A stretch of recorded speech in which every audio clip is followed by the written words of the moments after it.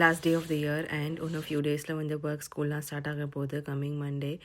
லீவில் இருக்கிற ஒரே ஹாப்பினஸ் வந்து வீக் டே மார்னிங் வந்து ரொம்ப வந்து லீஜராக ஸ்பெண்ட் பண்ணுறதுங்க. ஸோ மார்னிங் அறக்க பறக்க இல்லாமல் எனக்கு பிடிச்ச மூவிஸ் போட்டுட்டு எனக்கு பிடிச்ச பிரேக்ஃபாஸ்ட்லாம் சாப்பிட்டு அதுவும் உட்காந்து லீஜராக டிவி பார்த்துட்டே சாப்பிட்றது ஒரு தனி சுகந்தாங்க. அதுக்கப்புறமேல் வந்து லஞ்சும் அப்படி தான். நெக்ஸ்ட் வீக்லேருந்து அப்படியே பாக்ஸில் கட்டிட்டு போகிறதுக்கு பதிலாக வந்து இப்படி பிளேட்டில் வந்து சுட சுட சாப்பாடை போட்டு சாப்பிட்றது, நமக்கு பிடிச்ச டிஷ்ஷஸ்லாம் செஞ்சு சாப்பிட்றது வந்துட்டு ஒரு தனி ஃபீல் தாங்க. ஸோ அதையும் வந்து செஞ்சு சாப்பிட்டாச்சு.